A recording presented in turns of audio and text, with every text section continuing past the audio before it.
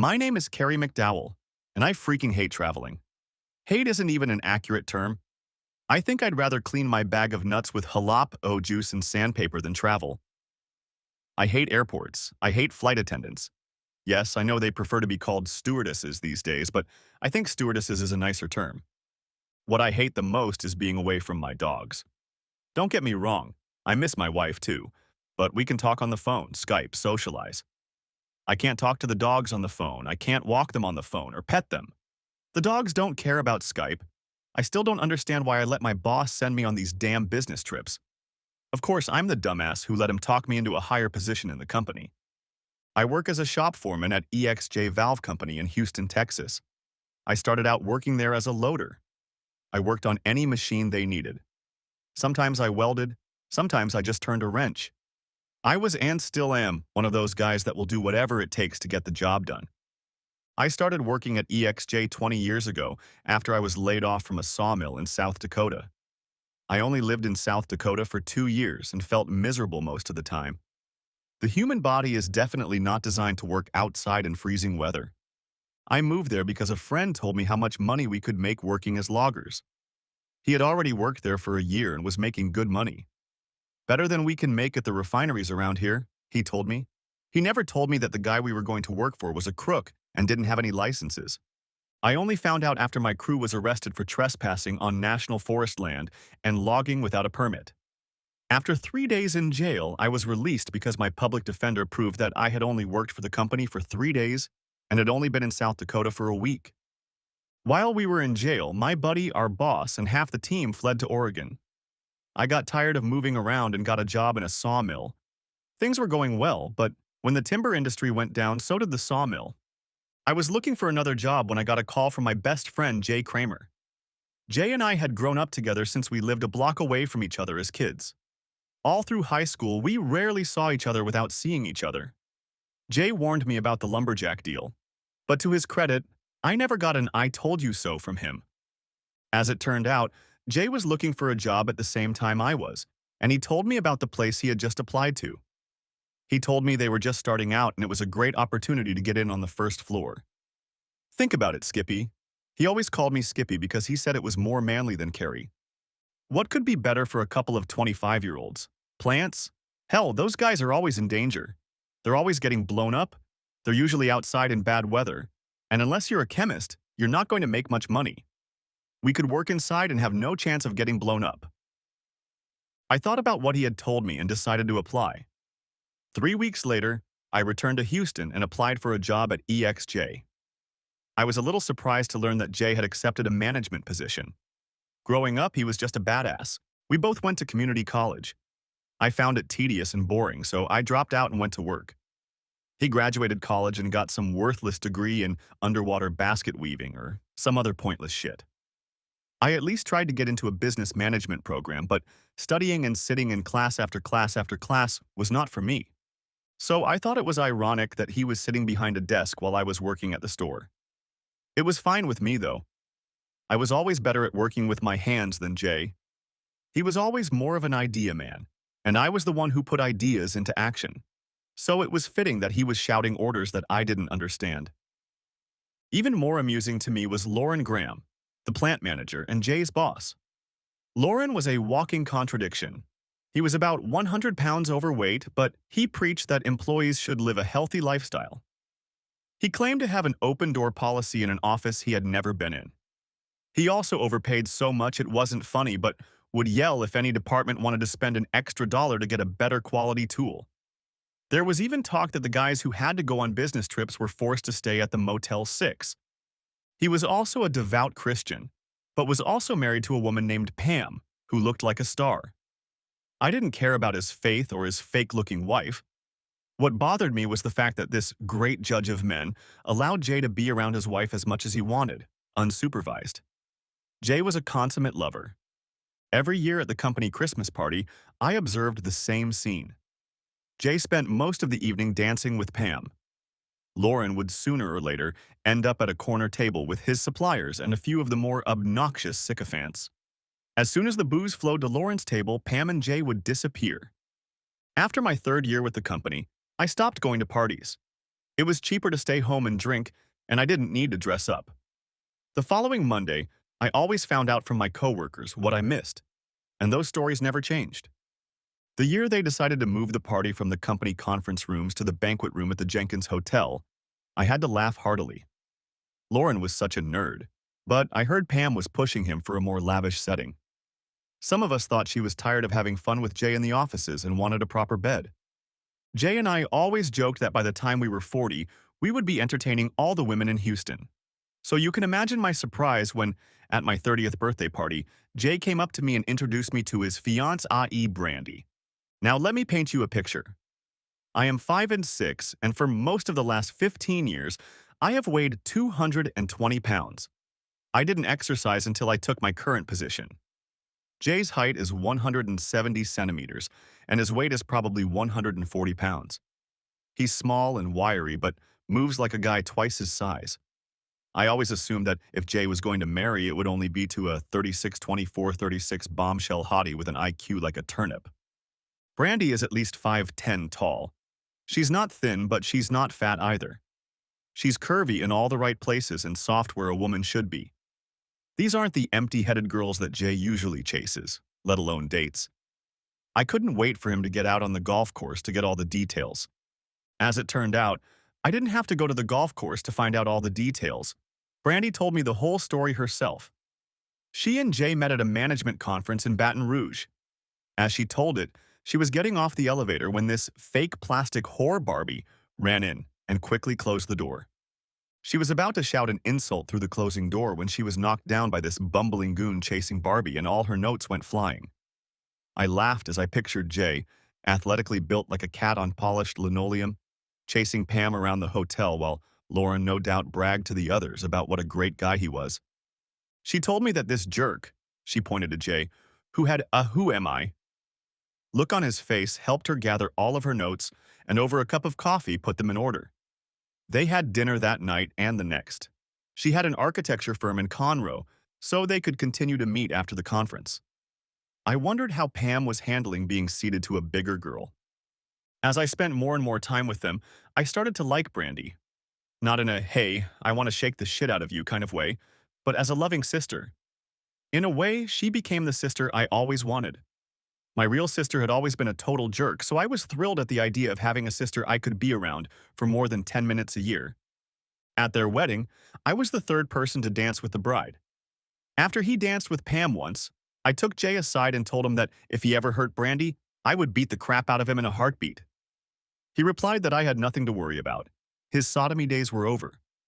My days, however, were in full swing. For several years, I had been having fun with anyone who had a pulse. There were weekends when I went to bed with 6 different women. Unfortunately, I also drank too much. Drinking and working was all there was to my life. After 5 years and 3 bouts of drinking, everything fell into place. While I was sowing wild oats, I had one basic rule. I was not to intentionally pursue married women.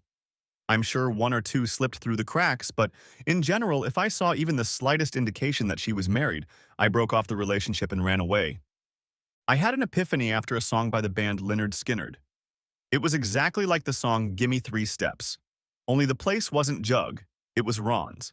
And her name wasn't Linda Lou, it was Sandra or Mona or some shit. I didn't ask him to give me 3 steps, I made them myself. What started out as an ordinary Friday night changed my life forever. I was at a bar in Deer Park dancing with my new acquaintance. I didn't even have time to find out if she was married or not. I knew it was obvious from all indications that she wanted to get laid, and she was paying more than enough attention to me. As we were dancing, I saw a guy heading our way. I knew from experience that when a guy walks through the door and heads straight for a dancing couple, he doesn't tend to cut in. I saw the gun on his belt before he pulled it out. I said to the girl, "I don't think your husband is happy," and her eyes widened and her jaw dropped. She turned to face him, but he was looking right at me.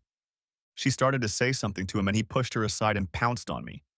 He was distracted enough that he wasn't ready for my preemptive strike.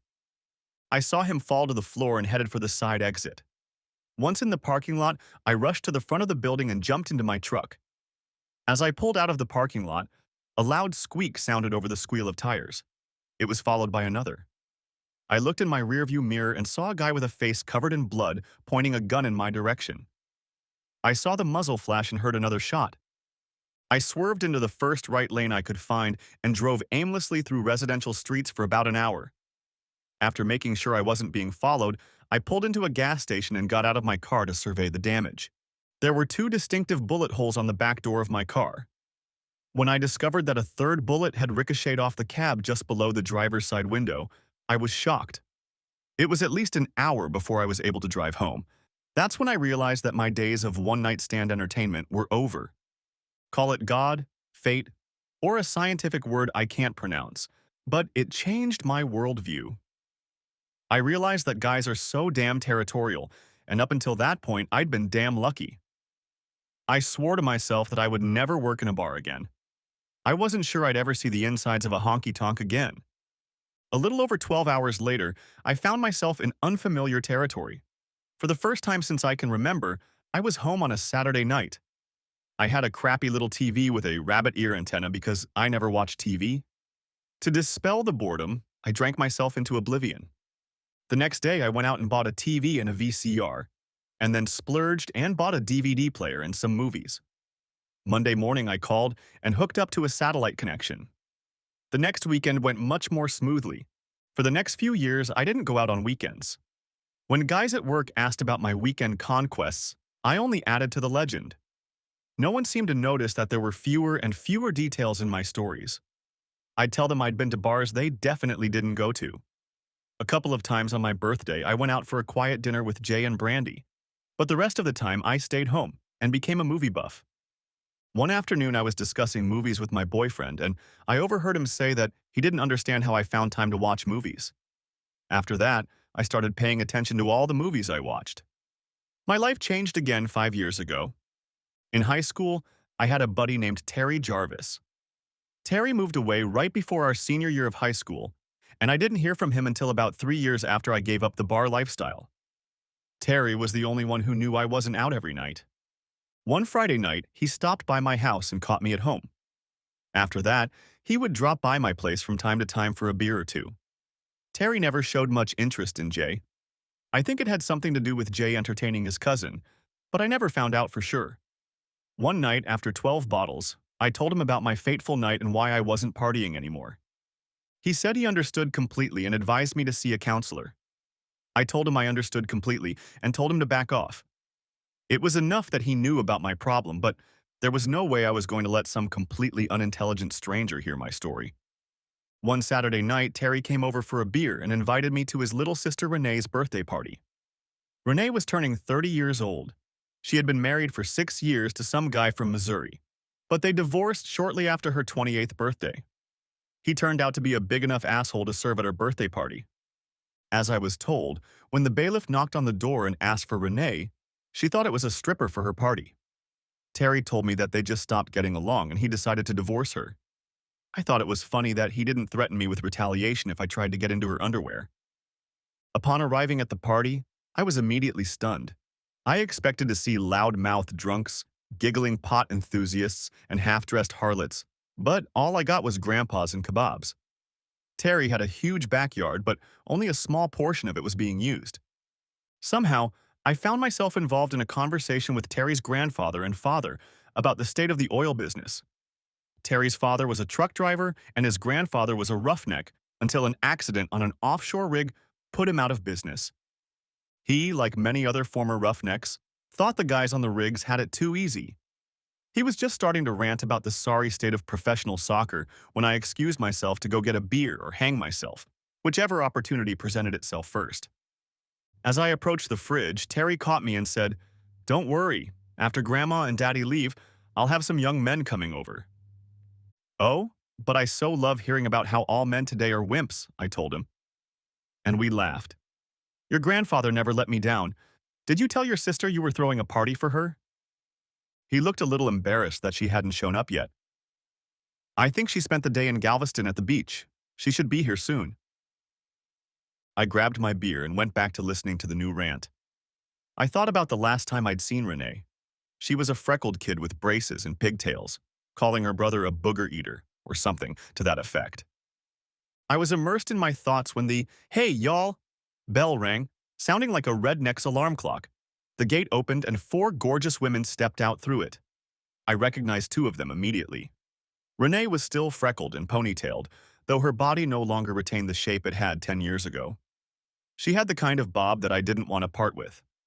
The other girl I recognized was Elizabeth Spears. Elizabeth, or Lizzie, as she liked to call herself, had always been Renee's best friend.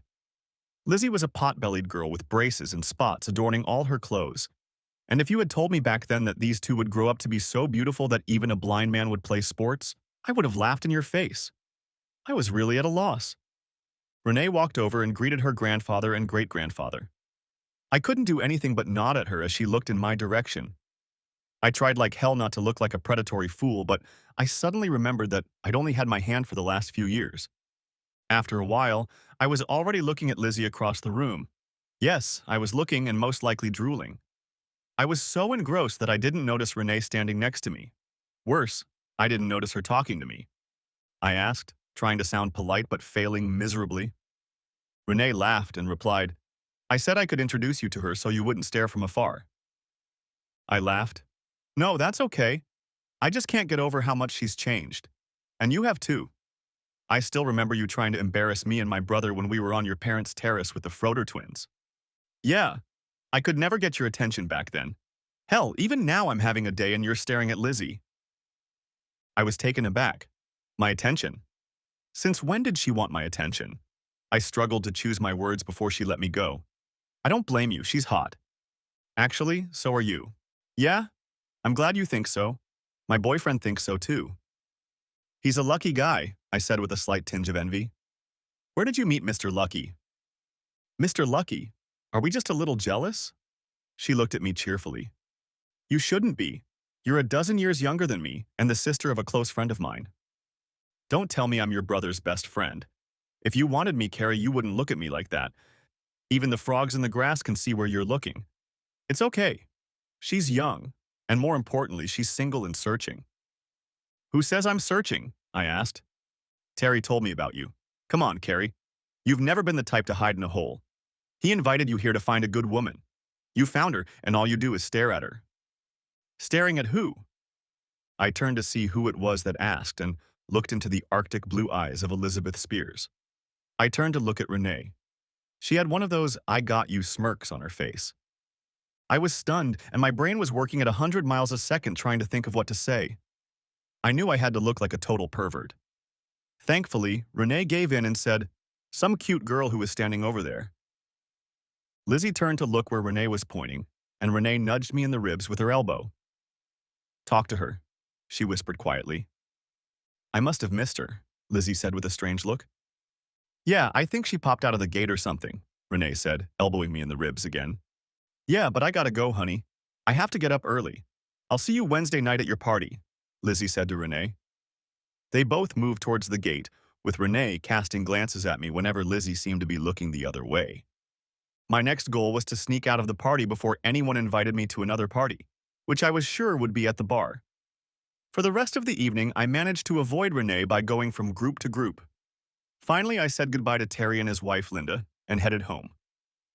I decided that after all the beer I drank, I would head straight to bed. One part of me was angry that I had avoided an invitation to the party and a second attempt at a relationship with Lizzie. The other part was glad that I wouldn't have to come up with some lame excuse not to go. I eventually came up with one, imagining Lizzie and Renee doing a body shot. Monday night after work, I headed to the grocery store. I'm always on the lookout for girls I may have rejected during my wilder days. As I was walking down the aisles and looking at the merchandise, I saw Lizzie walking down the other end of the aisle I was in. I figured if I saw her close enough, I'd say hi to her. But remembering the upcoming party, I wasn't about to dash out of my seat to run into her. I was looking through the frozen pizzas, trying to figure out where I would get the most value when I saw her again. She was looking at the frozen entrees. I moved down the aisle toward her, looking at the frozen pizza options. When I looked back, I saw some slob in a dirty white hoodie peeking at her from behind.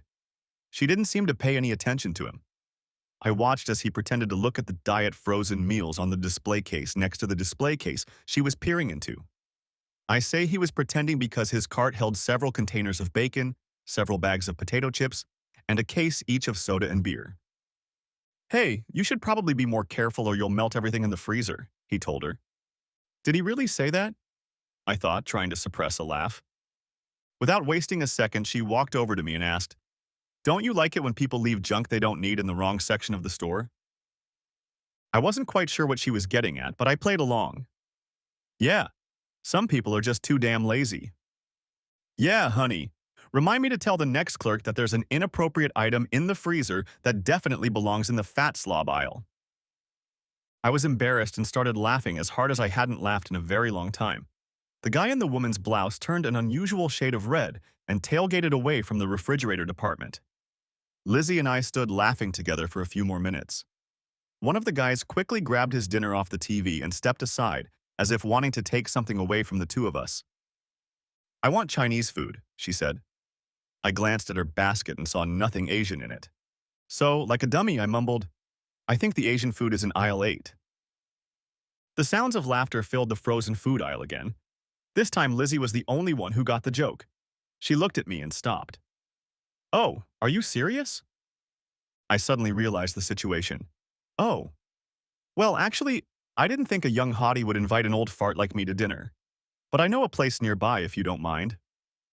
"An old fart? You're not even 40 yet, let alone an old fart." I blushed at her compliment and extended my hand to her. We left our baskets in the middle of the aisle and walked out of the store. We walked into a small establishment not far from my house. I had food delivered to me all the time, so I knew the food there was good.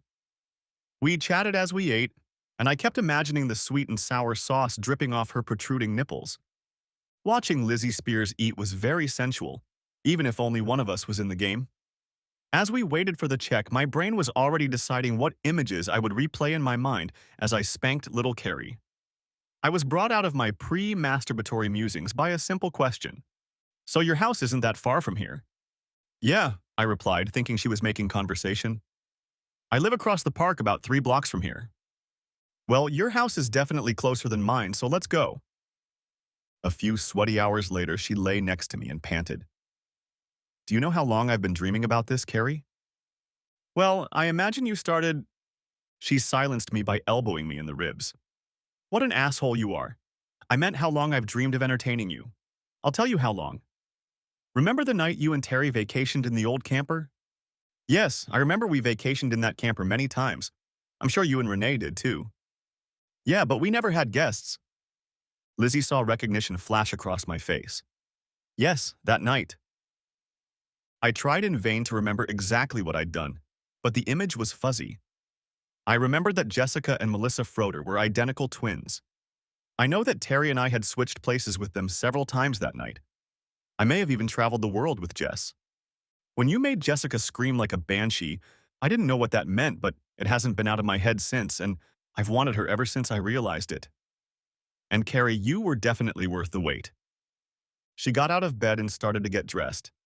"You don't have to leave," I told her. "Hell, I'll even sleep in a wet bed." "I'll have to leave. I have to get up early and it's a long drive to my apartment." "How long a drive?" "My apartment is in Galveston, so it's a pretty long drive." "If you live in Galveston, why do you drive to Pasadena for groceries? Seriously, who drives 30 miles for groceries? Don't the stores in Galveston sell frozen food?"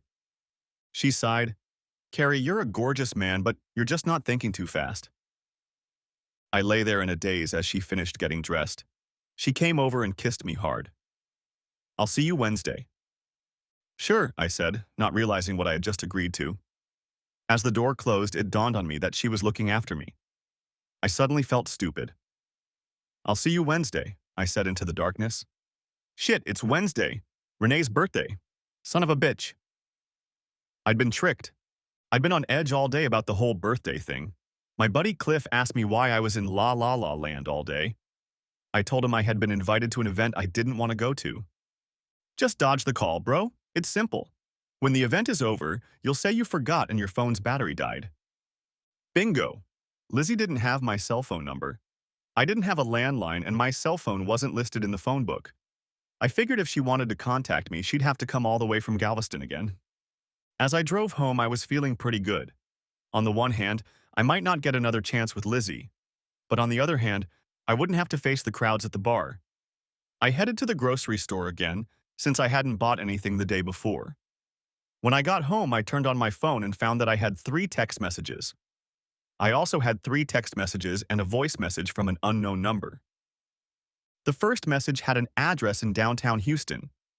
The next one stated the time, 8 a.m. to be exact. The third message read, "Thanks for last night." How the hell did she get my number? I asked the empty room. Suddenly, I realized who the number belonged to. I dialed the voicemail number and was greeted by Lizzie's pleasant voice. "Hi, handsome. I hope you don't mind, but I took the liberty of calling my cell phone from yours while you were in the bathroom last night. I texted you the address and time of the party at Renee's, so I'll see you there. Oh, and Carrie, I can't wait to see you." Damn Cliff and his advice. Cliff has obviously never encountered someone as determined as Lizzie. I spent a sleepless night trying to figure out how to avoid the party and failed miserably. That day was the first time I took time off work while I was there. I eventually fell asleep, but around 10 I was awakened by the Quiet Riot song. I was about to curse the bastard playing music while I tried to entertain Catherine Zeta-Jones when I realized I could hear my cell phone ringtone. I hit the answer button and tried to say something intelligible, but could only mumble something resembling English. "Carrie, you sound like you just woke up." "Not yet, in a little while." "Do you want me to call you back later?" I finally realized I was awake and talking to Lizzie. "No, babe. I just had a rough night and I fell asleep a little while ago." "You called me, baby. Now I'm all worked up. You're not sick, are you? I'd hate for you to miss tonight's party.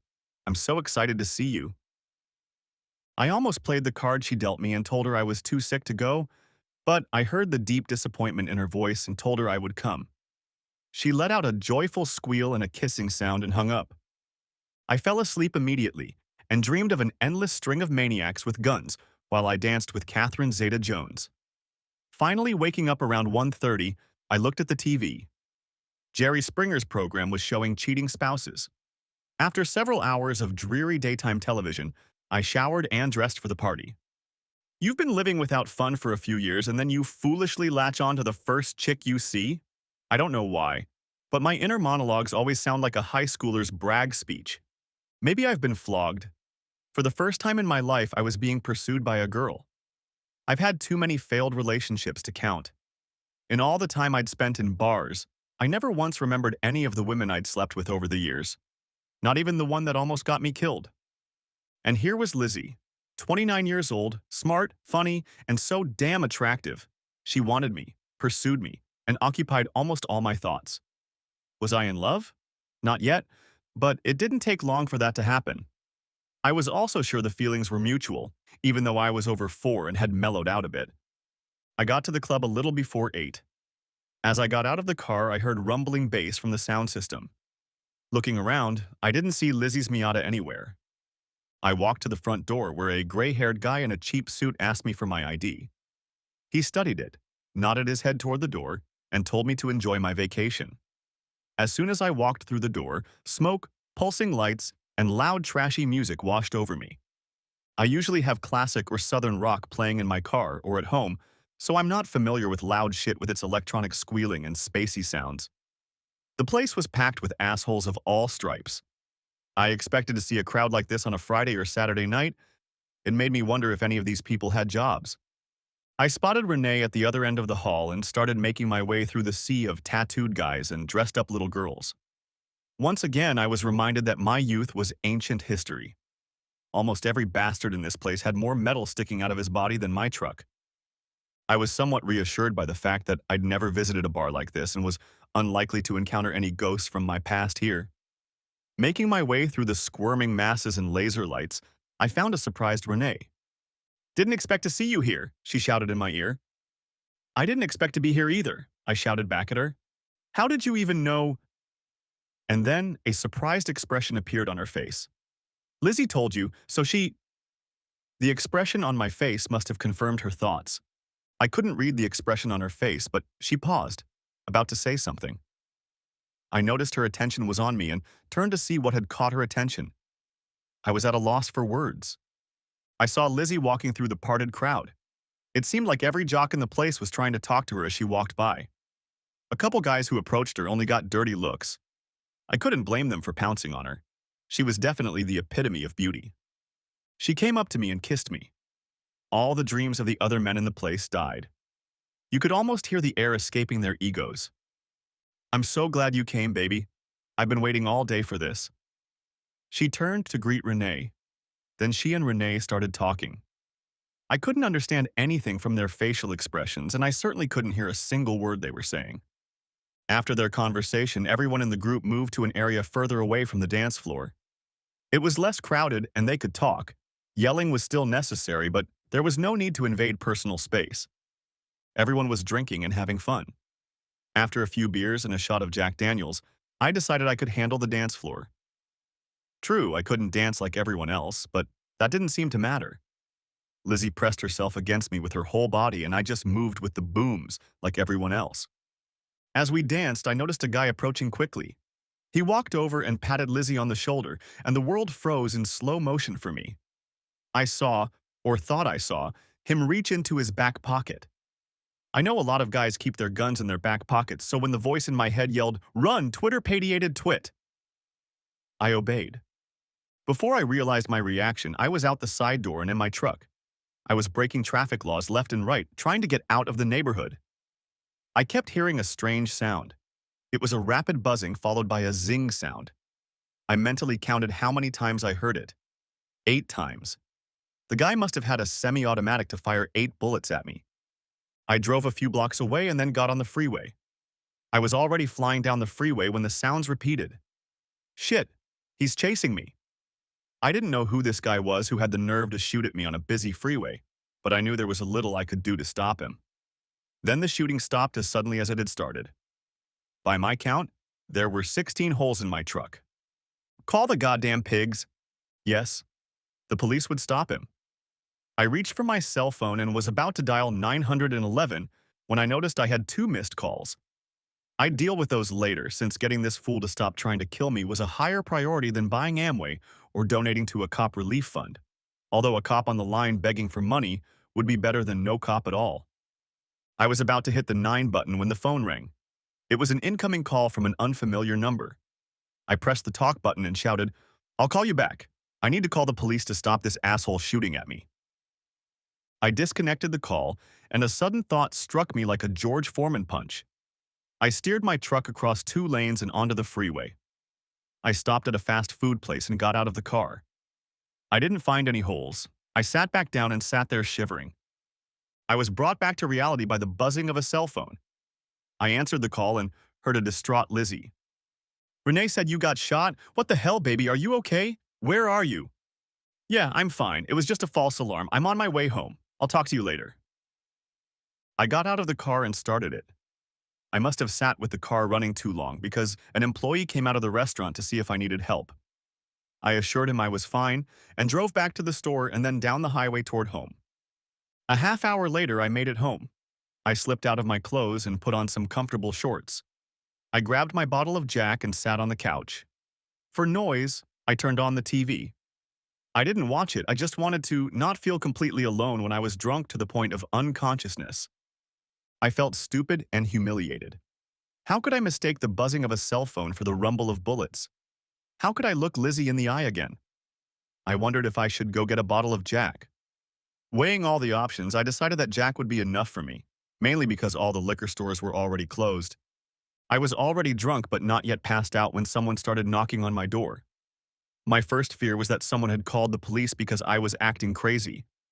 I walked to the door, ready to come up with any excuse the police would buy into. When I opened the door, I saw not Johnny Law, but Lizzie, who still looked stunning in her red dress. I opened my mouth to apologize when she rushed over to me and hugged me tightly. I couldn't get a word out as she apologized over and over again. I told her she had nothing to apologize for. She was ashamed that she made me go to the bar after going through such trauma. She told me that Renee had told her what had happened to me, and that the group that had gathered at Renee's party agreed that I had PTSD. Renee's boyfriend is a therapist, she said. He works with a lot of guys who came back from Iraq and helps them deal with PTSD. He's agreed to talk to you tonight when you have some free time. Here's his card. She held out the business card to me, but my eyes were too cloudy to read it. I wish I'd known about this sooner. Lizzie continued. I could have been more attentive and helped you avoid a panic attack. She pressed up against me and kissed me. I think this part of the evening is coming sooner than I planned, she said. The next day, we both excused ourselves from work. When she left the next night after dinner, we agreed to meet on Saturday. Soon, we started meeting every Saturday. 3 weeks later, we were spending Friday and Monday nights with each other. We spent the entire Memorial Day weekend naked and sweaty. While our Texas friends grilled brisket and ribs, we performed the Kama Sutra. 4th of July weekend, we dressed up and spent the day at Jay's house. Lizzie and Brandy got along great, and Jay was finally happy that I was dating the same woman. Brandy even remarked that she was glad I was settling down. I was impressed that Jay managed not to show it. Maybe I wasn't the only one who had changed. The rest of the summer, we spent more and more time with Jay and Brandy, either at my house or Jay's. We traveled to Galveston a few times. Lizzie's condo was only a block from the beach, so we didn't have to find parking on a busy street. Of course, hurricane season in late summer made people nervous. Many old-timers were betting that Texas would suffer. Many said we were overdue. Every time a tropical storm showed up, people prepared for the worst, either an influx from Louisiana or having to flee on their own. Labor Day weekend was somewhat overshadowed by the approach of Hurricane Gustav. Many people from Louisiana rushed to the Dallas area to escape its wrath. The hurricane brought us rain and wind, but it was nothing more than an ordinary thunderstorm. A week later, we learned of the devastation that Hurricane Ike had caused in Haiti. Most meteorologists predicted that Florida or New Orleans would take the brunt of Ike's impact. However, most Texas residents were watching with caution. On Monday, there was a 20% chance that Ike would hit Houston. By Thursday, authorities told Galveston residents to leave the city, and Lizzie came to me to stay until the storm was over. On Friday, authorities informed Galveston residents that it was highly undesirable to remain on the island, and many areas below sea level were evacuated in anticipation of storm surge. Stores were empty, and many residents left. On Friday afternoon, Houston residents were told to stay put because it had become too dangerous to flee. My parents called me from Dallas Friday afternoon and asked if I could come to their home and make sure everything was still okay. They had left their house 4 days ago and had rented a hotel room for 2 weeks. I laughed and told them that no one is allowed in Galveston, much less on the Bolivar Peninsula. Mom just sighed and said she hoped everything would be okay. Friday night, Lizzie and I went to bed listening to the wind howling outside the window. I woke up every now and then during the night, hearing the shutters banging and the rain hitting the walls of the house. After waking up at some point, I realized that the house was unusually dark. I could still hear the storm raging outside and wondered how long it would be until morning. I tried to sleep some more, but soon gave up. I slipped out of bed, leaving a sleeping Lizzie under the sheet. Went to look at the TV and found the power was out. The battery-powered radio informed me that Ike had made landfall around 2 in the morning, had already moved inland and was weakening. The reports were bad. Someone reported that the piers at Galveston were destroyed and that the storm surge on the Bolivar Peninsula was at least 12 feet. I did not go to bed that night. For 5 days after the storm, we were without power. I stocked up on enough food to last a month. We received ice and water daily from various relief groups. Most of the people standing in line for ice and water had a stunned look on their faces. A few days after Ike passed, Lizzie and I tried to drive to her house to see what was left, but the authorities refused us, saying the highway was impassable. It took another 4 days before we could get to Galveston, but by then, we had already seen the news reports and aerial shots of the devastation. We also learned about the missing people from Port Bolivar. They had rescued over 100 people and were known to have left over 100 more calling for help when the Coast Guard suspended flights. I was glad my mom turned out to be a troubled person and made my dad flee early. When we were finally allowed to look into Lizzie's apartment, we found her gone. In its place was a huge pile of rubble, and in the place of the living room was the keel of an overturned yacht. Things were no better in Lizzie's office. She worked in a boarded-up building overlooking the waterfront. It was painted bright yellow with green trim and white accents. It fit in well with the general motif of local businesses. Old-fashioned shingles communicated the name of the establishment. Now the cheery yellow facade was gone. All that remained was the front plaza, tiled toward the street. I hugged Lizzie as she mourned her losses. Among the wreckage of her apartment, we found nothing that could be salvaged. I was glad she'd figured out to move all of her irreplaceable belongings into my house. While we searched for her boss to determine a plan of action, it turned out that he was one of hundreds who had gone missing. His body was found 2 weeks later in the ship channel, still in the pajamas he went to bed in that night. My parents' home on the Bolivar Peninsula was also wiped out. When I was finally able to get to their house, all I could see were the supports. I took a few pictures and drove back home. I looked around and tried to make sense of everything that had happened. Just a month ago, I had been there. Mr. and Mrs. Garrett were painting their house a serene blue. Mr. Preston was cleaning his car, and Mrs. Preston and their youngest daughter were tending to the flower beds. The new people who lived directly across the street were taking measurements and planning the landscaping. Now, as I looked around, all I saw were fallen trees, empty lots, and washouts. More than 100 people were reported missing, and I hoped no one I knew was among them. Life went on as usual. Mom and Dad had heard from their neighbors, and they were all safe. They were all homeless and waiting for FEMA to stop stalling. Lizzie decided not to try to get help from FEMA when I suggested she move in with me. The move was not difficult. All of her belongings were already in my house. She was able to use the money from her renter's insurance to buy everything she needed. She quickly found a job near the Johnson Space Center, while my work went downhill as we had to deliver parts to damaged refineries. By Halloween, our lives were back to normal. I proposed to Lizzie on New Year's Eve at Jay and Brandy's party, in front of everyone. She said yes, and we set a wedding date for June. We got married the first weekend of June on the beach in Galveston. It looked strange without the piers, but some of the buildings were being restored and life was pretty normal. Shortly after we returned from our honeymoon cruise, I came across an offer on a house for sale in Seabrook. The house had been damaged by a hurricane and was selling for pennies. After inspecting the house with a contractor friend, I bought it and spent every spare minute over the next few months fixing it up. We moved in at the end of August and settled in nicely. We were able to cut 30 minutes off the commute for Lizzie and add 5 minutes for me.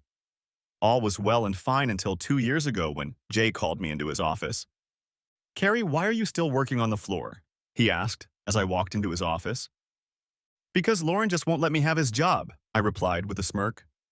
"Seriously, have you ever thought about trying to move up in the company? Jay, you know me. The only reason you and I are in contact is because of our history. Management doesn't like me." He then focused on me. "Carrie, I'm going up another rung. I'll be just below Lauren and all floor managers will report to me. I want you to take one of the new floor manager positions." Why do I get the feeling a big member is about to enter the conversation?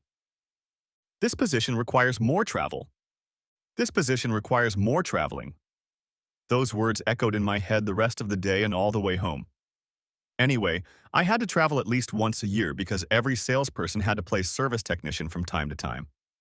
I even took advantage of the fact that Renee's therapist helped me enough to let me go to a bar or two with the other guys from work.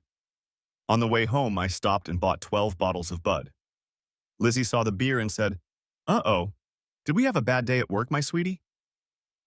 I walked over to her and kissed her. "Yeah, I got offered a promotion." "Yay, so a beer in honor of that." "Not really. I'm not sure I like the offer." I then told her about my conversation with Jay. "Traveling is fun, honey. I don't know why you don't like it. If it didn't mean being separated from you, I'd find a job that required more traveling." "Yes," I said, "traveling is good when you go to places like New York or Milan, and I go to holes like Prudhoe Bay in Alaska and Chum Creek in Alabama. The only scenery I see in my travels is pipelines and sweaty asses with cracks showing. Well, I think you'll make a manager, and you'll sweat less coming home in the evenings." "As long as you don't make me sweat," I said, hovering over her. She squealed and ran up the stairs, and I rushed after her in pursuit. The next morning, I told Jay that I had accepted the job. To this day, I regret taking it. I found that the only thing better than the groping at TSA was the financial parsing that Lauren's brother and Walt's accounting manager subjected you to when you turned in your expense report. I once had to stand there and explain why an extra cup of coffee showed up on my expense report. "I bought a technician a damn cup of coffee," I told Walt. Then I pulled 4 quarters out of my pocket and slapped them on his desk. "Don't worry about it, Wally. This cup is on me." The day ended with me leaving work after Lauren and Jay said a requiem prayer for me acting stupid with Walt. In the evening, Jay came to my house as I was looking through the job search ads to beg me to come back. I came back the next day. The next time someone was to take a trip, they should have familiarized themselves with the company's list of rules about spending money on the road. At least I knew that if I had a problem on the road, Jay's help could be counted on. On my last trip, the valve on the toilet bowl jammed and the bathroom flooded. Lizzie called me in a panic, and I told her I would call her dad to get it fixed. Her dad was having a hard time with the plunger. Her dad wasn't home, so I called Jay. He said he would go and help Lizzie clean up. I called Lizzie back and told her help was on the way. In the evening when I called Lizzie, she looked tired but told me that Jay was a godsend and helped clean up all the water. When you hang the title of manager on a guy off the floor, it's like gelding a stallion. The mares, or roughnecks, want nothing to do with you. In their opinion, you have crossed over to the other side and are no longer trustworthy. Plus, you feel like an asshole if you have to submit to a guy to do something you've been doing yourself for years. Studs or other managers don't look at you as an equal. At least Lauren and Jay had the foresight to put me in charge of a different group of guys than the one I had worked with before, but unfortunately that group had the highest number of failures in the field, so I was tasked with making things better. For the first 6 months, I was immersed in learning the processes used in the day-to-day operations of my group. I immediately tried to improve several tasks that I thought were silly and useless. This led to me running into engineers on an almost daily basis. Finally, one day I told Lauren and Jay that if they wanted me to appease the eggheads, I would tender my resignation right on the spot. I knew that design engineers don't like it when someone pokes holes in their processes, but most of them didn't know much about how things worked in the workplace. By the time all was said and done, I had an engineer who became the liaison between me and the rest of the engineers. Lauren also, albeit grudgingly, gave me carte blanche to look at the budget, figuring that whatever I spent on fixing problems in the plant would lead to fewer field failures in the future. Just when I was starting to really get up to speed, someone decided that I needed to analyze more failures in the field to make sure I was applying the right correction methods. Over the past year and a half, I've been sent out of town at least once a month and sometimes twice. But this trip really pissed me off. Jay always smirked when he gave me orders for business trips. I guess he just likes to make me uncomfortable. This time was different. Since Hurricane Ike in 2008, we've been fortunate to avoid hurricanes with a big name. It was scary a couple times, but nothing that made people evacuate. But for some reason, people were on edge. After Tropical Depression 147 formed 2 days earlier in almost the same place where Ike formed in 2008. It moved slowly, but meteorologists kept a close eye on it. A few days later, Tropical Depression 147 grew into Hurricane Kate. I told Jay that I was not happy about being sent on the road so soon. Already 3 days away from home, I felt uncomfortable. He countered that the Kate was still in the South Atlantic and probably wouldn't make it big. And even if it did, it wouldn't make it to Haiti in time for my return. "You'd better hire a replacement for me by the time I get back," I said, snatching the itinerary from his hands.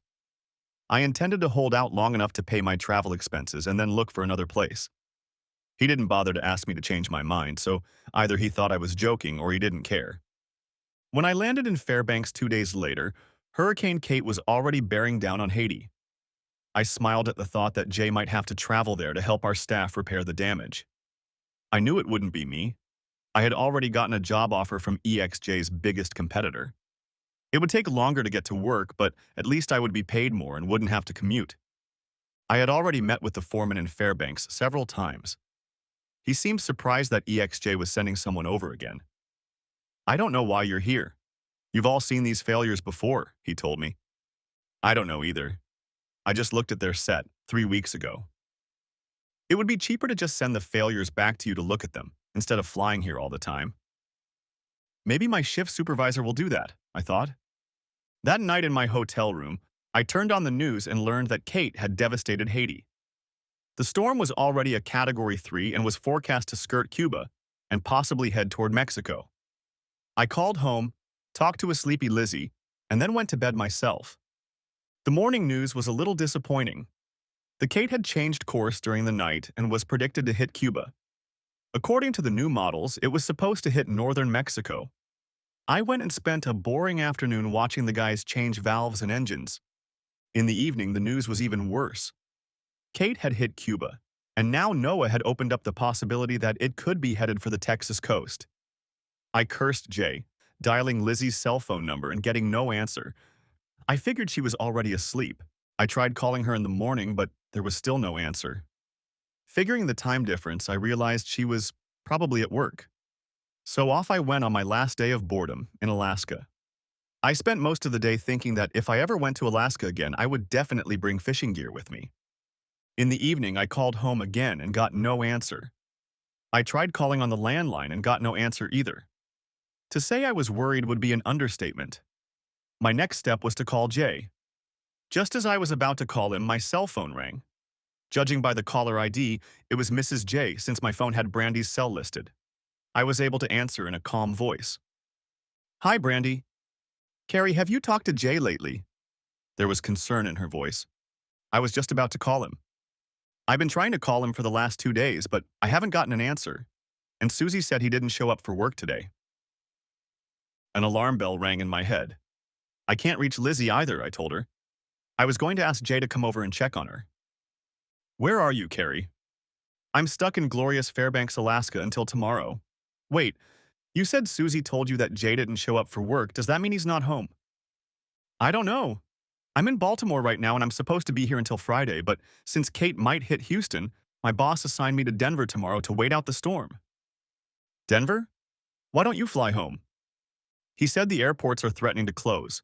He wants me away from the East Coast in case the hurricane heads that way. He figured Denver would be safer than anywhere else.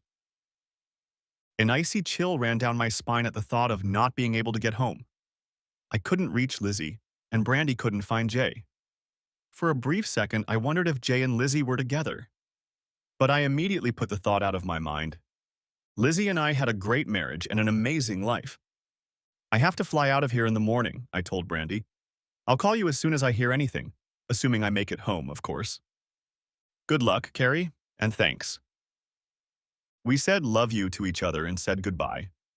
I turned on the Weather Channel and saw a gorgeous reporter doing her report from the amusement center on the pier in Galveston. She reported that evacuations were underway as a precaution but were not yet mandatory. I took a nap between 8 and 11 o'clock. I got up, showered, and packed. At midnight, I drove my rental car to the airport and checked in for my flight home. I was annoyed and getting more annoyed by the minute while that asshole at TSA fiddled with me. Finally, at 1:35 a.m., the plane was in the air and I said goodbye to Alaska. I plan to come back here someday to fish and enjoy the natural beauty of this place. As I went to bed, I dreamed of making love to Lizzie on the grassy riverbank, in between bouts with salmon in the crystal blue river. My dreams of salmon were broken by the ringing of cabin bells, followed by the ringing voice of our intrepid captain. Friends, we are approaching Seattle. Local time is 5:45. The weather is calm and cool, 68 degrees, and the sky is clear. He thanked us for choosing their brand and wished us a good time in Seattle. I hoped my stay in Seattle wouldn't last longer than the 3-hour stopover required by my itinerary. A quick check with the gate agent assured me that all flights to Houston were currently on schedule, but she advised me to be on my guard as the weather was deteriorating rapidly. I headed to the airport lounge and had a coffee and Irish whiskey. No one at the airport seems to care if you drink alcohol before most people are even out of bed. I had 3 hours to kill time, so I figured the lounge was the most appropriate place. Usually I like to sit by the exit and watch the action on the tarmac, but today I wanted to sit and watch TV. One of the TVs was showing a meteorologist who was being stormed by wind and rain, and he was yelling into the microphone that he could see destruction all around him. A few minutes later, it appeared that he was in Florida. During the night, Kate hit the Keys Islands and Cuba. I tried calling both Lizzie and Jay, but neither of them answered. I called Jay's office and asked him to call me ASAP. ASAP. I even called Lauren's office and left him the same message. Lauren called a half hour later and said they were closing the plant in the afternoon until the storm passed. He also said Jay hadn't called once in the last 2 days and was facing disciplinary action. Even managers aren't immune to the no-call, no-show rule, he said. Figuring I had about 45 minutes left, I paid the bill and headed for the gate. The status board for Flight 7706 to Houston still said it was on schedule. It seemed like it took forever before we were called aboard. I breathed a sigh of relief as we pulled away from the runway and the captain started the engines. I had flown out of Seattle many times over the past year, and I don't think I had ever seen the sunshine there. The city looked very peaceful in the early morning sun. I dozed off again, but woke up about an hour into the flight from Houston. We hit turbulence, which was not unusual for this section of the flight. As we approached Bush Intercontinental Airport, I noticed heavy northbound traffic. As far as I could see, the southbound lanes were fairly clear. I knew that in the event of a mass evacuation, even the southbound lanes would be diverted to the north. This decision was made after so many had had such a hard time getting out from under Ike's impact. As we exited the plane, we were told that all passengers heading to Galveston needed to contact authorities in advance. As I walked to baggage claim, I heard stories of people getting into fights over tickets for northbound flights. Several airlines were preparing to suspend operations due to empty return flights. I packed my bag and headed to the transportation level to catch a shuttle to the parking lot. Lauren refused to pay for us to park in decent parking lots, so I always demanded about half of what I paid for parking. This time I decided to demand the full amount. What could he do? Fire me? I called Lizzie and Jay again and got no answer. I called Brandy and left a voicemail saying I was back in Houston and would get back to them soon. I picked up my truck and was soon speeding down the freeway.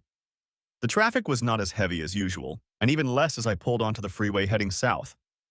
As I pulled onto the street leading to Seabrook, I was stopped by a policeman. He asked if I lived in the neighborhood.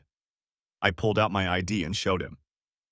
"We are wary of looters since most of the neighborhood has been evacuated," he told me. "Is there an evacuation order?"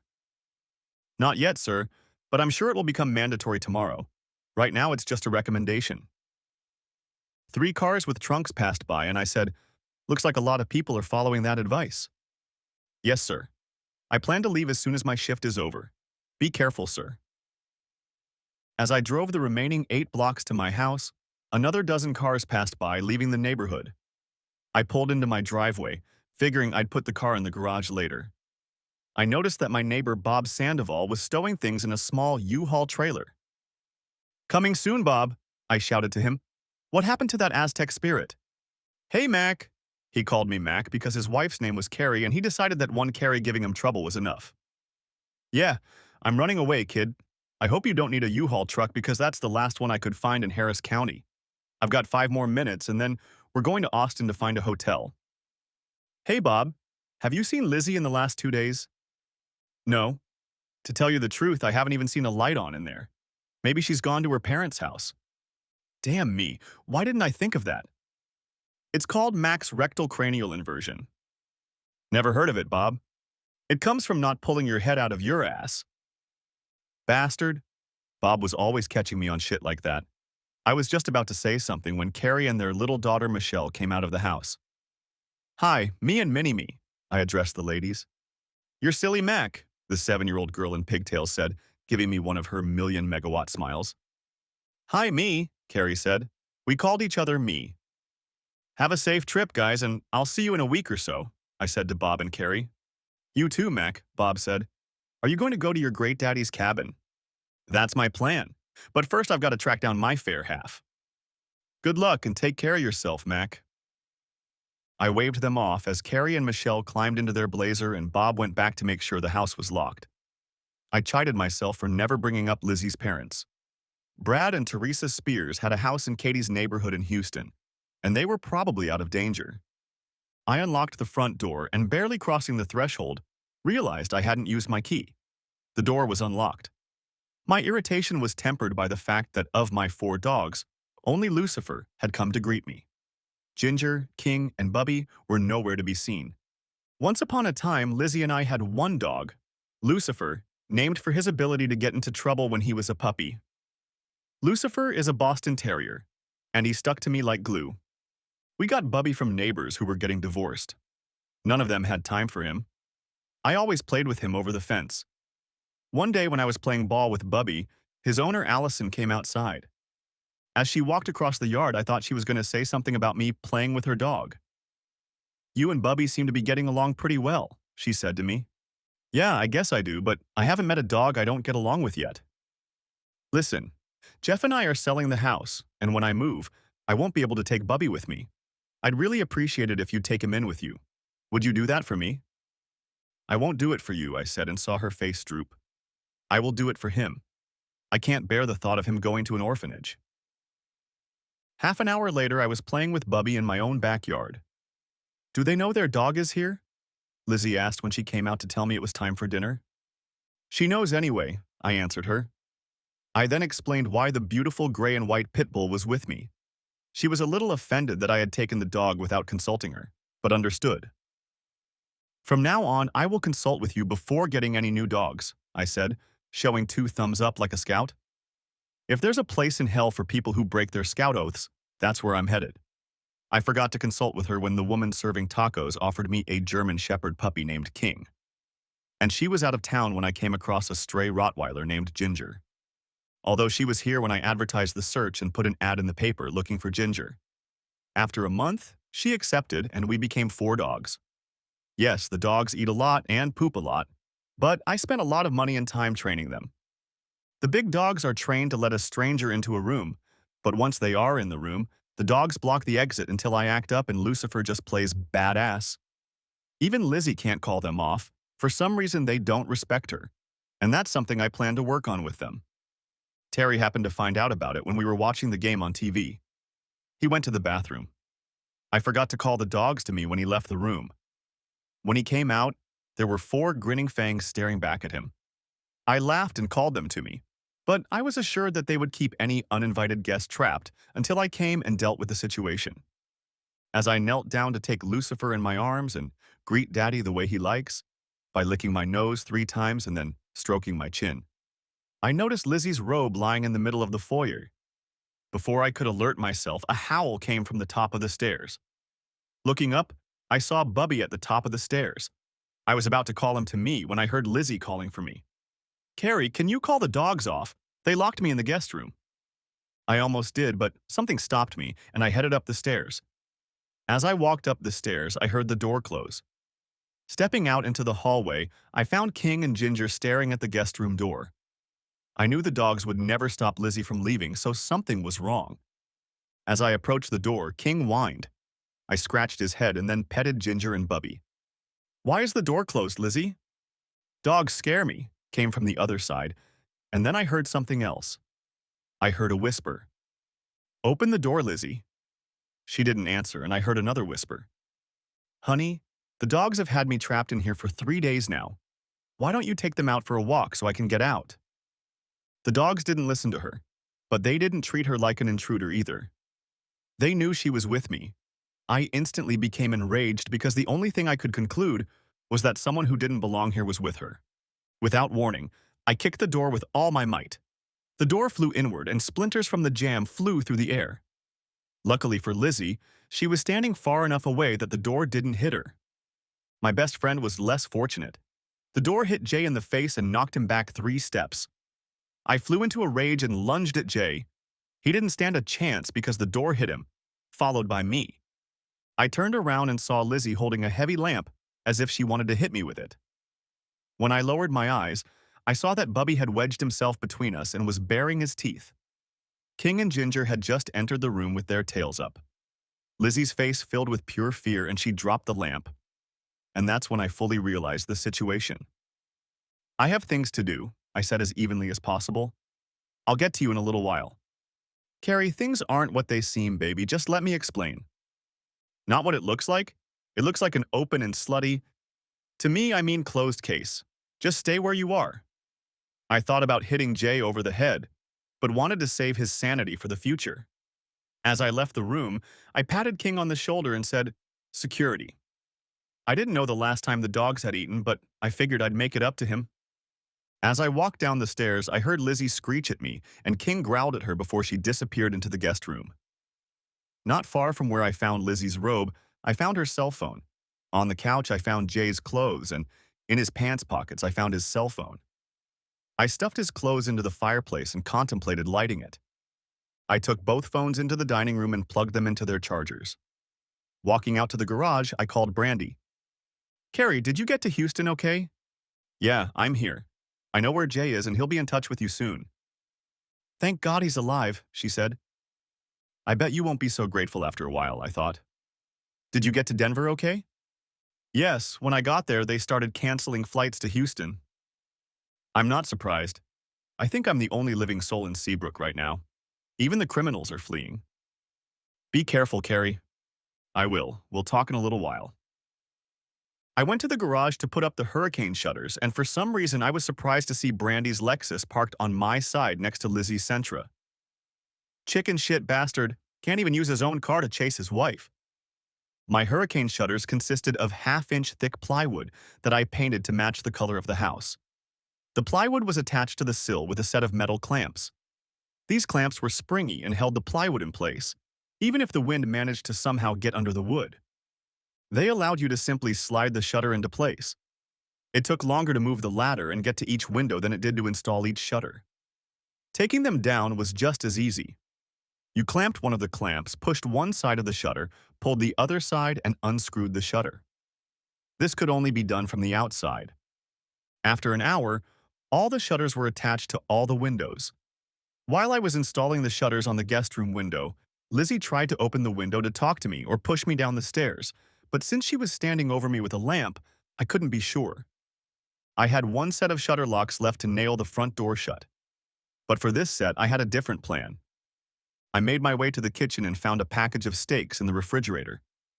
I guessed that he and Jay were going to have a steak each to replenish their energy after all the work. I cooked a whole steak, and I made myself a cob of corn and a baked potato. While the steak was resting, I cut the rest of the steak into portion pieces and arranged them on 4 bone china plates that Grandma Lizzie gave us for our wedding. That china had never been used. It stood in the china cabinet and was dusted off from time to time, but Lizzie always lost her temper if I suggested we use it for food. I also pulled 2 silver spoons out of the dresser. Silver, like bone china, was not to be used.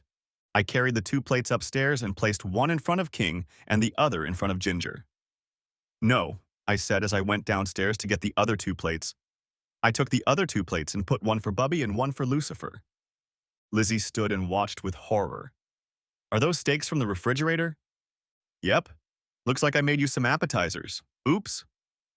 I said, heading back down the stairs. I picked up 2 silver spoons and 2 cans of Alpo. I bought 3 kinds of dog food. I bought large cans of Alpo for the 3 big dogs and Mighty Dog for Lucifer. I also bought 50-pound bags of dry food to keep all 4 of us fed. I opened the Alpo and stuck spoons in the tops of the cans. Taking a jug of purified water from the counter, I went back upstairs. The 4 dogs stood in front of 4 plates filled with steaks and stared at me intently. Lizzie was sitting on the bed, wrapped in a curtain she'd pulled down from the window. She was rubbing a spot on her arm. There was no blood visible, so I figured she had gotten a warning from the dog. I was glad we didn't keep any clothes in the guest room. The dogs kept Lizzie and Jay out of the room, and they couldn't try to hide what they were doing. Her eyes widened when she saw the silver in the cans of dog food. I set the cans on the floor along with the water. I figured you bastards would be hungry, so I brought you some food. Eat up, because we're having a come-to-Jesus meeting after dinner. You can't be serious. I deserve better than this guy Carrie. Really? You deserve better? Screw you. I deserve a wife and a best friend I can trust. Maybe someday I'll find them.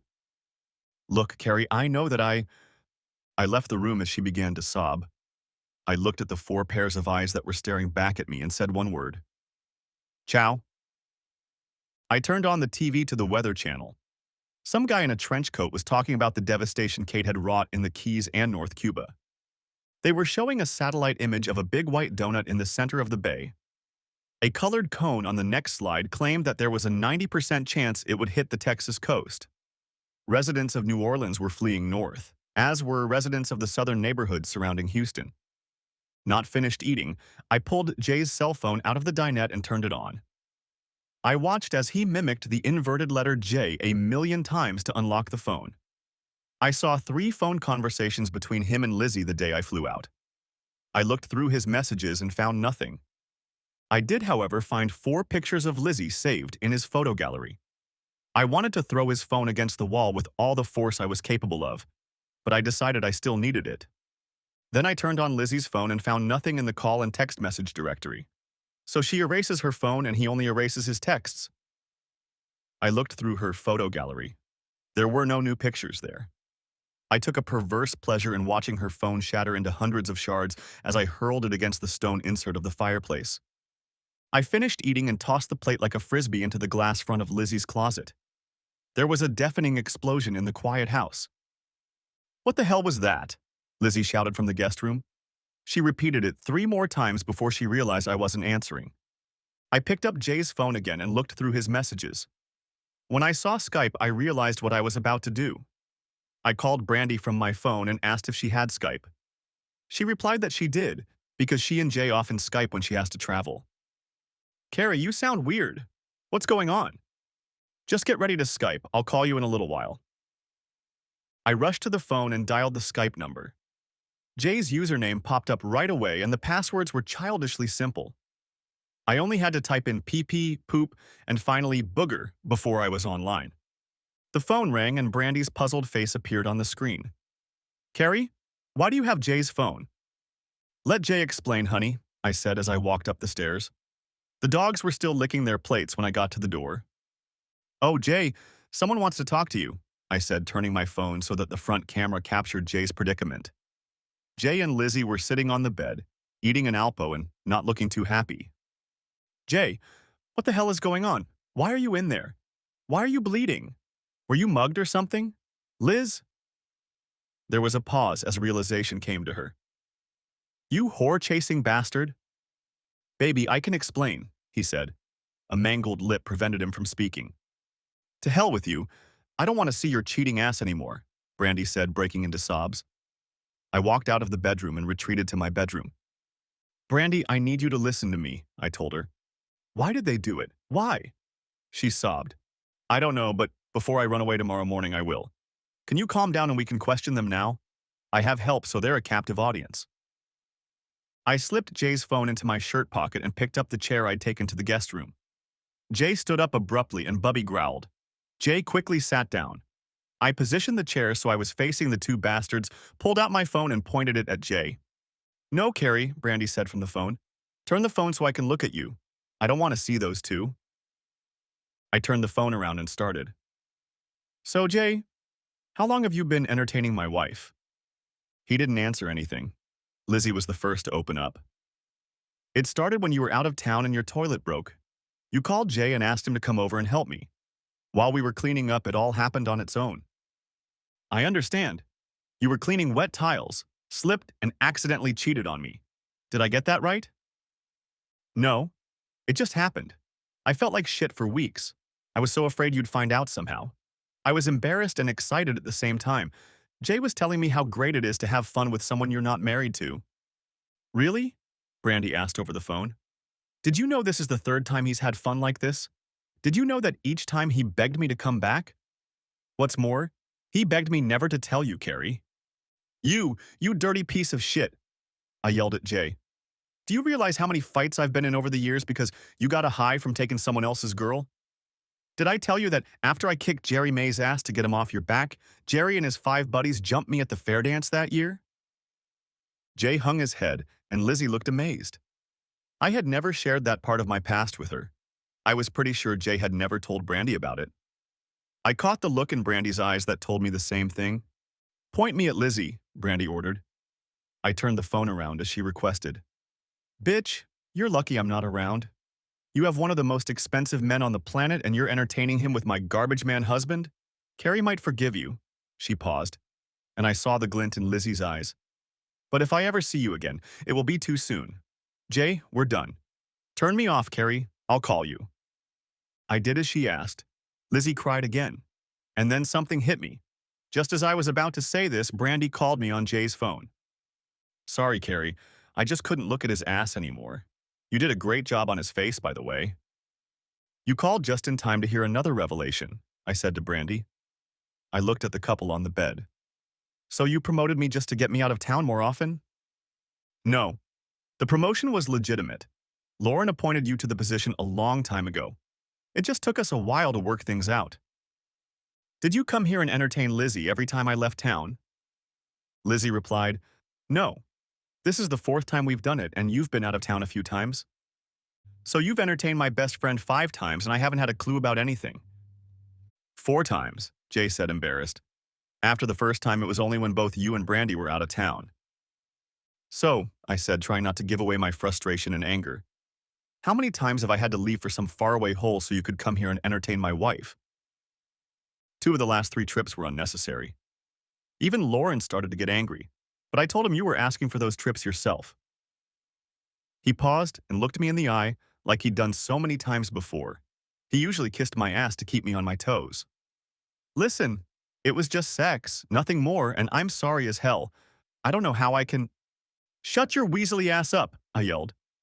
If Brandy hadn't been on the phone, the projectile would have flown into his face. You're dead to me, damn it. As far as I'm concerned, you two can entertain each other with your fists until the end of time. I'm done with both of you. I told Brandy I'd call her in a few minutes and hung up. I carried the chair out of the room and looked around. You two can sleep here. I'm dead tired and ready to go to bed. Can't we at least get some clothes? Jay whined. You've gotten along just fine without it, so I guess a few hours won't hurt. Lizzie lifted her head to say something, but I stared at her. I pulled on the broken door, but it wouldn't budge, and I locked the room with the deadbolt and lock from the front door. I didn't hear any protests, but Lizzie asked, Is that really necessary? Is it really necessary? Obviously, I can't trust you two and my dogs need a rest. The two of us will discuss it in the morning. I went to my bedroom and just collapsed on the bed. Soon, all 4 dogs were snuggled up next to me. I was just starting to doze off when I remembered Brandy. I called her from Jay's cell phone. Are you okay? I asked her. No, I'm not okay. Are you? Not at all, I said, holding back the emotions that were trying to spill out of me. She was my world, Brandy. She, Shh. I know, Carrie, she said as my sobs took over. I was ready to catch her again. I didn't see it either. But you didn't see it, so I'm sure it hasn't gotten to you yet.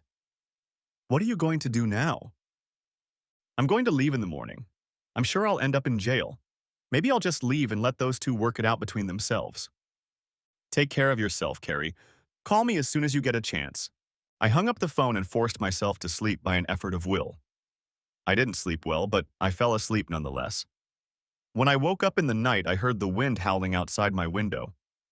I got up and walked down the stairs to watch TV. As I walked past the guest room, I heard something. I wasn't sure if it was Lizzie crying or what was going on.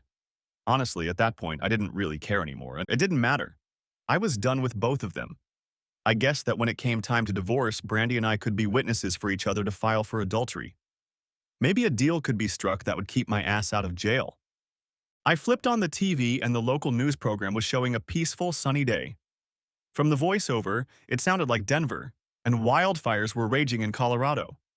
It seemed like every time I watched the news about Colorado, there was either some idiot shooting people or a major forest fire raging. Then they showed a scene on the beach.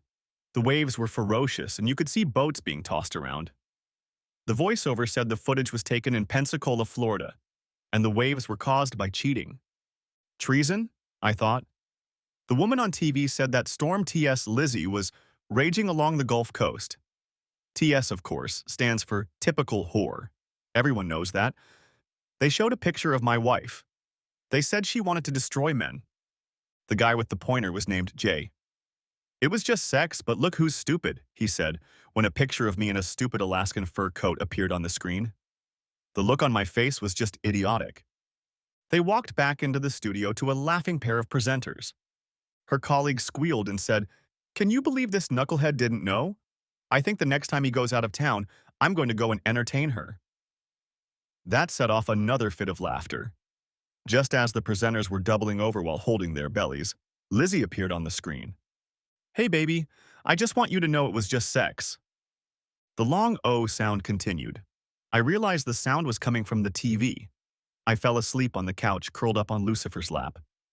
Ginger and King lay on either side of me, and Bubby nestled in the soft chair. I blinked my eyes and saw the emergency alert symbol on the TV screen. The warning at the bottom said that a mandatory evacuation had been declared in some areas. I watched as the list scrolled alphabetically. I saw Kaima and Nassau on the list and realized Seabrook would be there. I switched to the Weather Channel and saw that Kate was 50 miles off the coast and traveling almost the same path as Ike. They predicted that the Kate would make landfall in 4 hours. I realized that I had to act if I wanted to get out alive. I quickly loaded emergency supplies and dog food into my truck. Grabbing a duffel bag, I folded a large amount of my clothes into it and threw them into the truck. I loaded Lucifer into his kennel and put it in the truck. We kept $5,000 in cash in a wall safe in case we had to flee, and I left $100 in there. Then, I went upstairs to deal with the crooks. They were both asleep. Lizzie was lying on the bed. Jay was asleep at the foot of the bed, covered with a blanket. I got on my knees and started shaking Lizzie to wake her up. Lizzie, listen. They ordered us to evacuate. You and those damn psychos are going to have to get your shit together and get out of Dodge. Dodge? What? Where am I supposed to go? Please, Carrie. I promise I'll never have fun with anyone else ever again. Please let us stay together.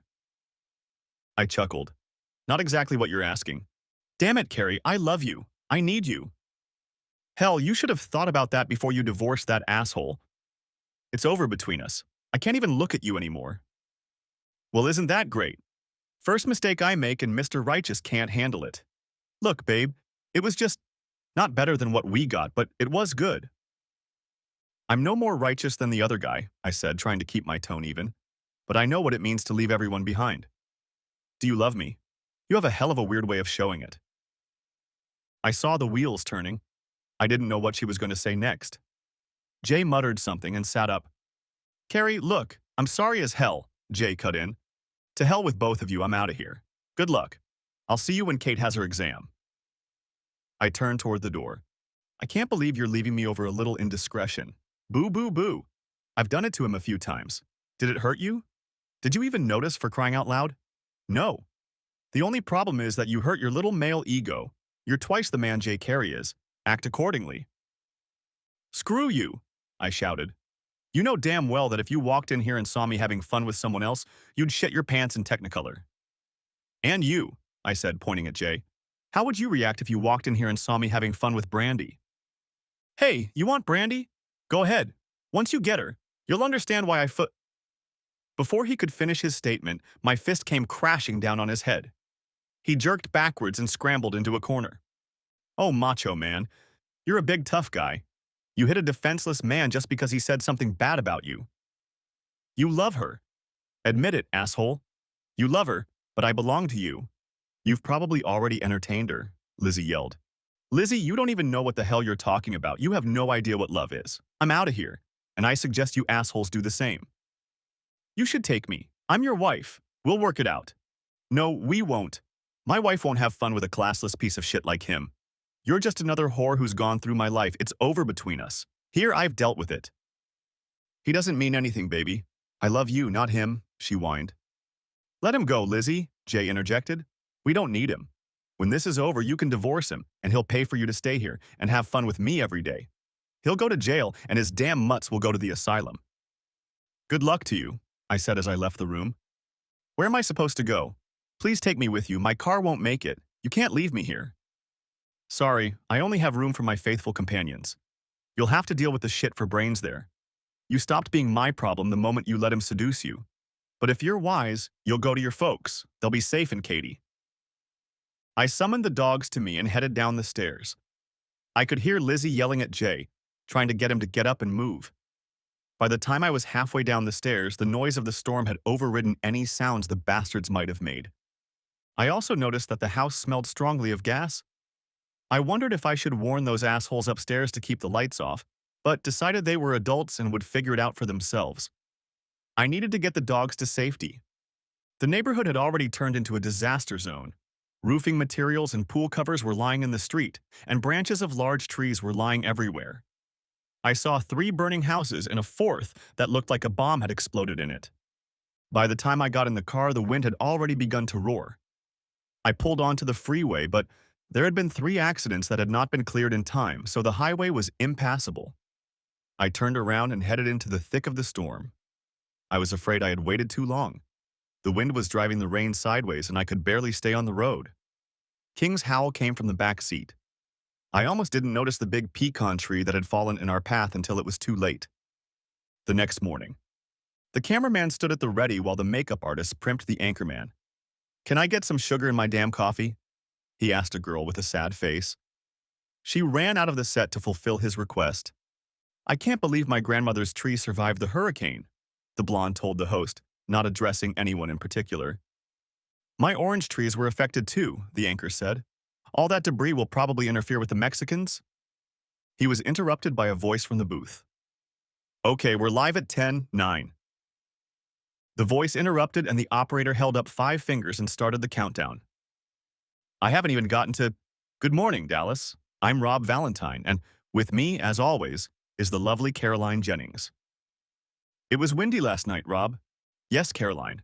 As you all know, Hurricane Kate, or the remnants of it, blew through town early this morning and is now wreaking havoc across Missouri and Arkansas." "Caroline, yes, Hurricane Kate is still strong and wreaking havoc in the southeast. We'll turn to Skip McAllister at the Weather Center for details." "Skip." The man standing at the green screen suddenly looked fully awake.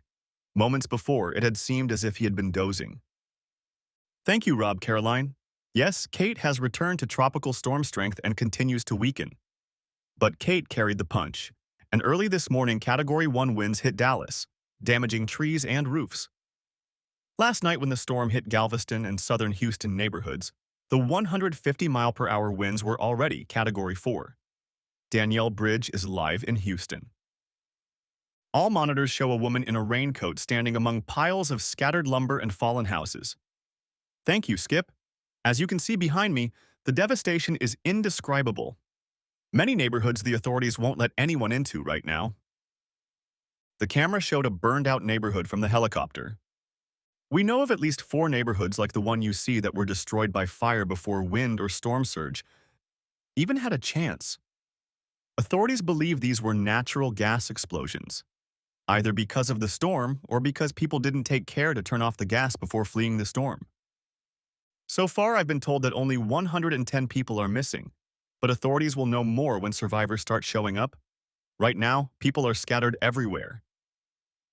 In the studio, Caroline had time to examine her face in the mirror when the camera aimed at her turned on. "This is so sad. We are praying for the people of Houston today." Rob looked up and said, "More news. It had been 3 weeks since Kate's death. Poor man." Renee didn't need to ask who Linda meant.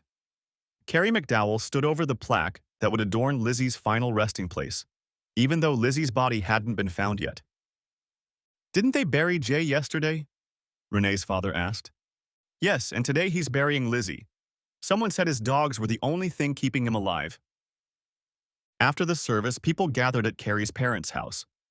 Carrie moved in with them after returning from his grandfather's cabin near San Antonio.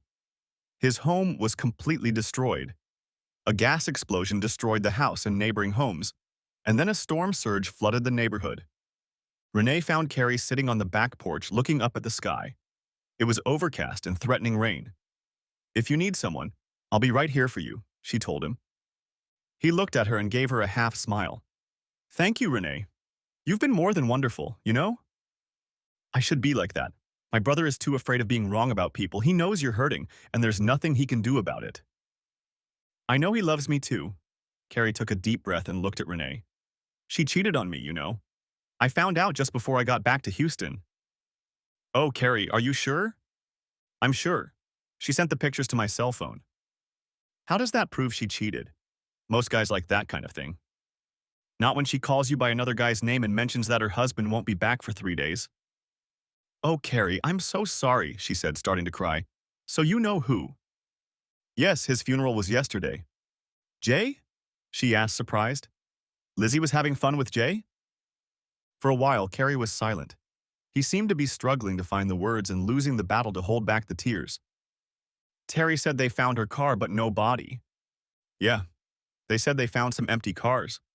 Too many people didn't leave when they were told." "Brandy knew?" "Yeah, sort of. She knew he was cheating on her, but she didn't know with whom. I talked to her when I was in San Antonio.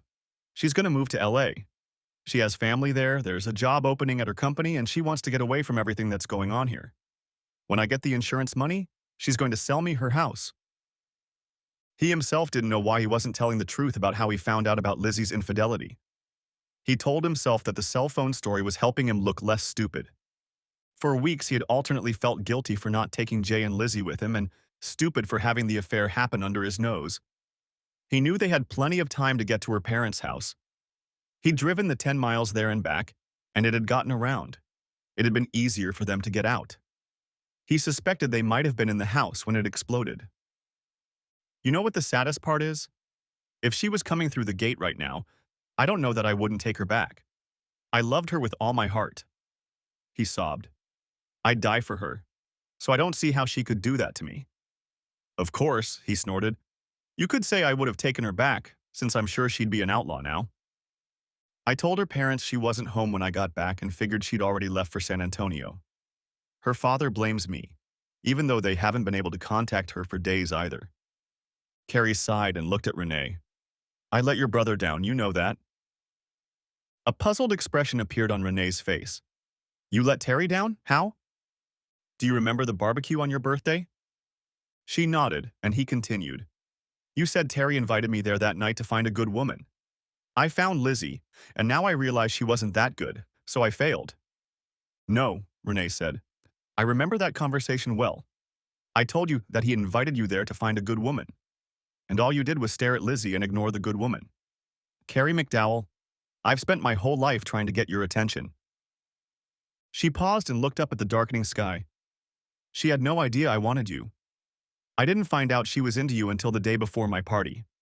I planned to meet you the Tuesday before the party and invite you. I knew you'd find a reason not to go, so I was going to make you do it next weekend. Carrie sat stunned for a few minutes, then put his arm around Renee's shoulders. Can you find it in your heart to forgive a fool? No, but I've always loved you, Carrie. That will never change. You're not a fool, and there's nothing to forgive you for, even if you are a little retarded. So what happens now? Carrie asked. Oh, I'm going to try to make a life with my new boyfriend. Oh, Carrie said dejectedly. Hopefully he'll treat you well and make you happy. I'm sure he will, Carrie. He's a great guy, even if he is a little slow. 4 weeks after Kate. The detectives who arrived on the scene looked like they stepped out of a buddy cop movie. Detective Willis was tall, black, and bald. Detective Lewis was short, fat, and white. They had been partners for over a decade. The young patrol cop gestured for them to approach him. Officer Dane? Lewis asked. The young policeman nodded. What do we have here? Detective, the rescue team found these 2 bodies by the trees, and I thought you might want to take a look at them. I haven't called forensics yet because I got in trouble last time. Oh yeah, I heard about that.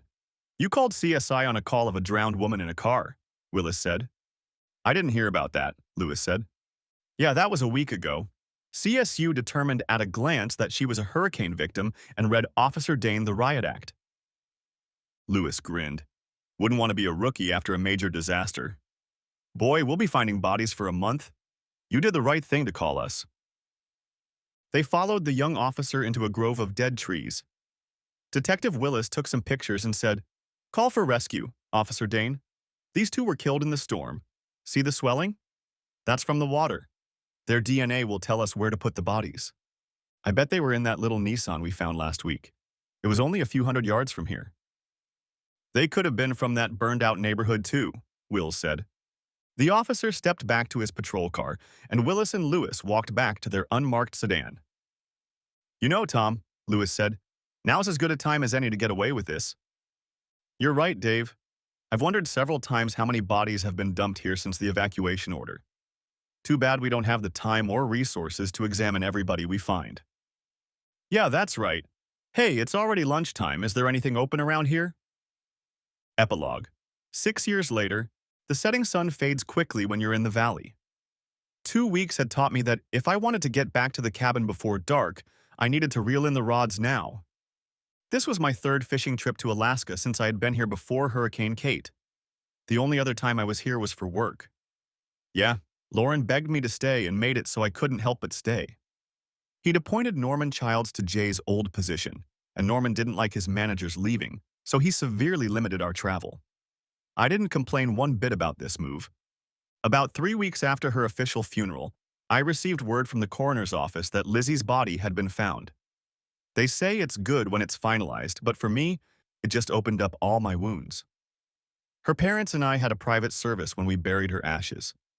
I never told them about Lizzie's adventures. I decided to let them remember her the way I wanted them to.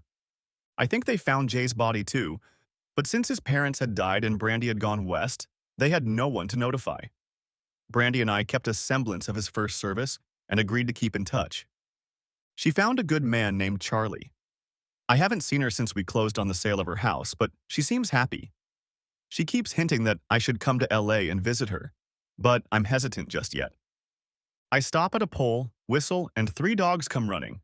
They don't get more than 100 feet away from me. King is the first one to run up to me, followed by Ginger.